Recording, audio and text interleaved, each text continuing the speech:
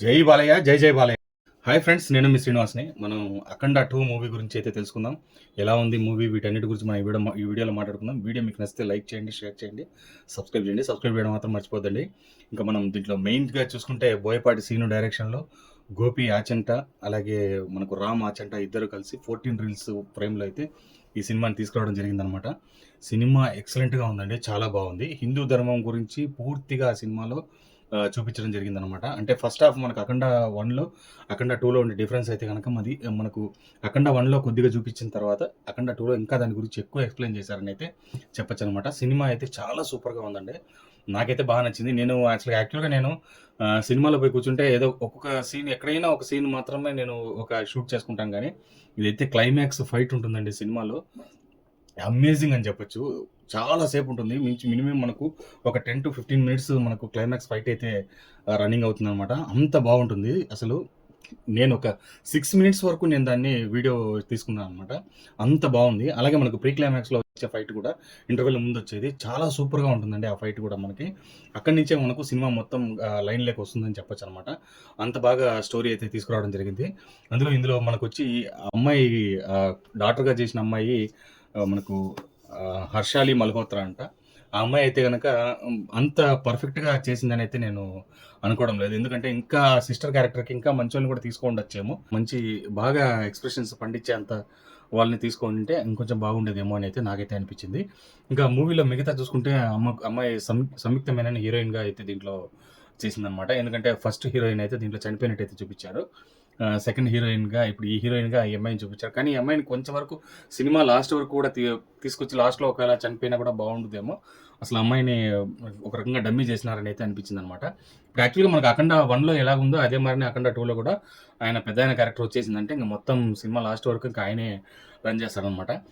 ఆ సినిమాలో నాకు నచ్చిన సీన్లు కొన్ని గురించి నేను మీకు చూపిస్తాను. ఇదైతే థియేట్రికల్ మూవీ అండి. ఖచ్చితంగా థియేటర్‌లో పోయి చూడండి. అప్పుడే మీకు ఆ ఎఫెక్ట్ అయితే వస్తుందన్నమాట. 3డీలో చాలా సూపర్‌గా ఉంది.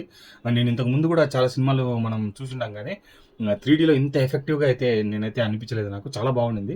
3డీలో నాకు చాలా ఎఫెక్టివ్‌గా కనపడిందనమాట. పిక్చర్ కూడా చూసేదానికైతే చాలా బాగుంది. ఇంకా ఆటోమేటిక్‌గా బాలకృష్ణ గారి 'శూలం' ముందుకు రావడం ఇవన్నీ కూడా చాలా బాగుంది. 'శూలం' అయితే చాలా సూపర్‌గా ఉందండి. 'శూలం' అయితే అంత నీట్‌గా మనకు చూసేదానికి అంత ఎక్సలెంట్‌గా అనిపించింది. అంటే ఇంతకుముందు మనం 'త్రిశూలం' అంటే మూడు పక్కల ఇట్లా వచ్చే త్రిశూలమే చూసుంటాం. కానీ ఇది మాత్రం కొంచెం వెరైటీగా చాలా బాగుందనమాట. అంతేకాదు సినిమాలో మనకు ఫస్ట్ హాఫ్‌లో చూసుకుంటే ఫస్ట్ హాఫ్‌లో వచ్చే ఫైటు, అలాగే ఫస్ట్ హాఫ్‌లో మనకు ఆయన శ్రీకృష్ణదేవరాయల గురించి, లేకపోతే మనకు ఛత్రపతి శివాజీ గురించి, లేదంటే ఇక్కడ తమిళనాడు గురించి, ఆంధ్ర గురించి, తెలంగాణ గురించి అన్నిటి గురించి ఆయన ఎక్స్‌ప్లెయిన్ చేసే ఒక ఫస్ట్ హాఫ్ ఫైట్ ఉంది. అలాగే మనకు 'బిగ్ బాస్'లో ఉండే భరణి కూడా ఈ సినిమాలో చేయడం జరిగిందనమాట. అలాగే మనకు సెకండ్ హాఫ్ ముందు అయితే గనక, అంటే ప్రీ క్లైమాక్స్‌లో వచ్చే ఫైట్‌లో కూడా అతను అఖండ అదే పెద్దాయన బయటికొచ్చే సీన్ అయితే గాని చాలా సూపర్‌గా వాళ్ళు తీసుకురావడం అయితే జరిగిందనమాట. ఎక్సలెంట్. ఆ సీన్‌లన్నీ వాళ్ళు హైప్ చేసి లేపడానికి కావాల్సిన కారణం కూడా ఆ సినిమాలో నీట్‌గా చూపించాడని చెప్పొచ్చు. ఇంకా ప్రత్యేకంగా చెప్పుకోవాల్సింది మహా కుంభమేళ అండి. కుంభమేళ చాలా సూపర్‌గా చూపించారు. ఆ కుంభమేళా ప్రతి సీన్స్ కూడా మనకు ఆడ కొంచెం సేపే ఉంది గానీ, కానీ దాన్ని వాళ్ళు రక్తి కట్టించారని చెప్పొచ్చు. అంటే అంతమంది జనాభాలో వాళ్ళు షూట్ చేసి దాన్ని అంతవరకు తీసుకొచ్చారంటే గొప్ప విషయమే. ఎందుకంటే వాళ్ళు రియల్‌గా కుంభమేళాలో పోయి వాళ్ళు షూట్ చేశారు కాబట్టి అది అంత హైప్‌గా ఉందని చెప్పొచ్చు. అంతేకాకుండా ఇంక సెకండ్ హాఫ్‌లో మెయిన్ అండి, వాళ్ళ అమ్మ చనిపోయినప్పుడు ఆయన కొడుకు లాస్ట్ ఆమె కోరికను తీర్చడం కోసం ఏకంగా ఆయన అఖండగా అతను బాలకృష్ణ వస్తాడనమాట. అలాగే బాలకృష్ణ ఆల్రెడీ టిబెట్‌లో అక్కడ శివుని పూజలో ఉంటాడాయన. ఆ పూజలో ఉంటాడు. అలాగే ఇక్కడ కూడా వచ్చి ఆమెకు తలకొరివి పెట్టిపోతాడనమాట. పోయినప్పుడు ఆమె ఆత్మ రూపంలో వచ్చి అయ్యా శివయ్య అని పిలిస్తే తిరిగి శివుడి రూపంలోకి మారిపోతాడనమాట. అంటే కొడుకే వచ్చి చూపించినట్టయితే అనిపించిందనమాట. అంత పర్ఫెక్ట్‌గా అంటే ఆహ్, కొడుకు వచ్చి తలకొరివి పెట్టినట్టే చూపించింది. కానీ శివయ్య అని పిలిచేటప్పుడు శివుడి రూపంలో మారిపోతాడు.